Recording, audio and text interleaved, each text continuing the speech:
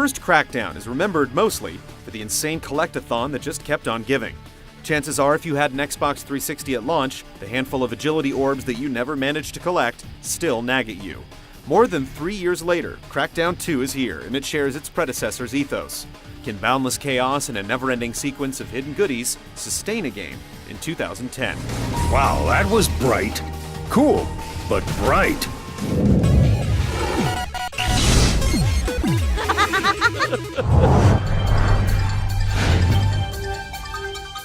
A bomb killed 12 journalists at an agency press conference today. Pacific City is still a hellhole, what with the renegade cell resistance and all those mutated freaks running about. Yeah, they're called freaks, mutant abominations that issue forth from holes in the ground. You play an unnamed agent in the service of the agency, and your job is to use your genetically enhanced body to set things right. That said, Crackdown 2 is thin on story, and on direction in general.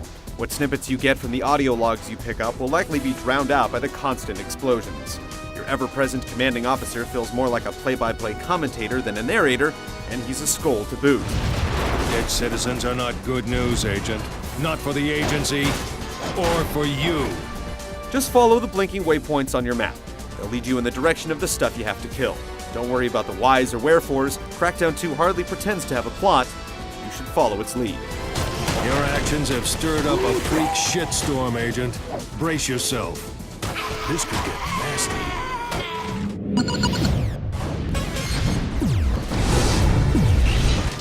I'm an old hand at this, so listen up and listen good. I might just save your sorry ass. Crackdown 2's open-world setting is an enormous playground designed for you to wreck, and the only thing between you and its most exclusive districts is your agility orb count. The game doesn't rely on plot placing to limit where you can go. As long as you can jump high enough to access a given part of the city, you officially have business being there. Consequently, there aren't any story missions to speak of. What you get instead are hotspots scattered around the city, which you can access whenever you want. There are spots where Cell is fortified, the triggering of which will kick off a prolonged scuffle with the agency. If you kill enough of them, they'll vacate, ceding the turf. There are also freak tunnels that work much the same way, though you can only seal them off at night. The critical path, if you can call it such, involves the activation of sites called absorption units, strategically placed all over the city that the agency is trying to use to seal off larger freak layers. Every time you activate a series of them, you'll have to delve underground and fight off increasingly large swarms of freaks while a giant pulse bomb ticks off. There are 9 sets of absorption units, and when you've sealed off the last associated freak pit, you can go off and officially beat the game. You might want to hold on tight to something. But only figuratively speaking, of course. Crackdown 2's story doesn't ever really start, and as such, it only really ends once you decide you're tired of grinding. There are hundreds and hundreds of orbs to track down, plain agility orbs in abundance, hidden ones of a different color, ones you can only get when you're playing co-op, and ones that run away from you when you approach. If the game didn't reward you so well for increasing your stats, it would seem like an absurd waste of time. The draw to hoard orbs is so strong that it often makes co-op games feel like an exercise in group collecting. Crackdown 2 is among the most permissive of games when it comes to drop-in, drop-out co-op, and the number of players in your game has the potential to magnify the craziness substantially.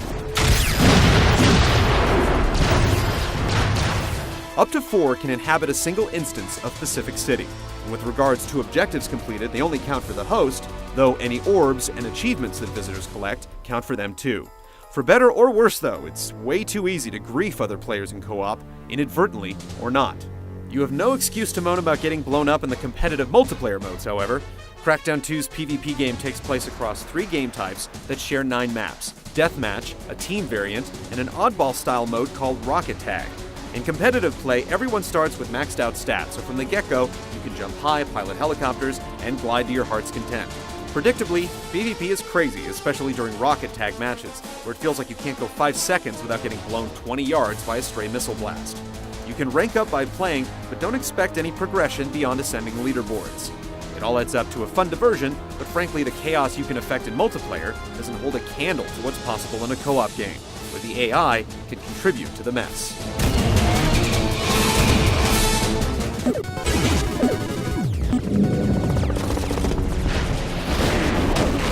Oh, yeah. That fourth combination attack is a doozy. You may start the game as a hobbled agent who can barely muster 5 feet on a vertical jump, but by the time you're all orbed up, you'll be bounding around the city like Superman on the moon. As your capabilities increase, you'll be able to pick up heavier objects, truck vehicles on the highway like a superhuman running back, clear entire rooftops with a single grenade blast, and more. Your agility, which determines how fast you run, high you jump, and eventually whether or not you can glide, only increases as you gather orbs. Everything else, from your strength, driving, firearms, and explosive skills, goes up through use. And use them you will. It's a good thing that the minute-to-minute gameplay has the potential for such explosive fun, because that's really all Crackdown 2 has to offer. The spread of weapons you can use gets bigger as you level up your firearm skill, eventually granting you access to the sorts of stuff you'd normally see mounted on stationary turrets. Same with vehicles. Level your driving skill enough and you can pilot choppers. You can also engage in cybernetically enhanced base jumping once you unlock the gliding ability with a high enough agility rating. Crackdown 2's no-frills controls allow you to make use of all your brutal capabilities without fuss. Once you've reached the pinnacle of your strength and agility, you really do feel like an unstoppable juggernaut.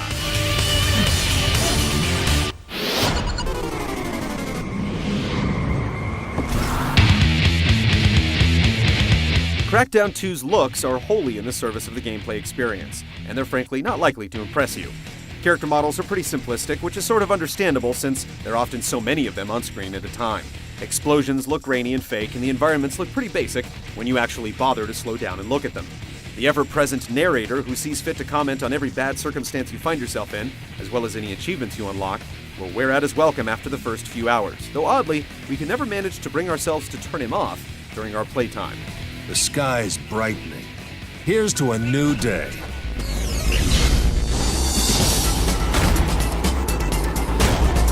It's hard to argue with Crackdown 2's draw. After a multi-hour session consisting of little more than hunting down agility orbs and engaging in unstructured havoc, you'll still find it hard to peel yourself away. Its lack of a meaningful structure reeks a bit of lazy design, and a well-developed and extremely permissive multiplayer game just barely excuses this. But again, it's hard to deny its appeal.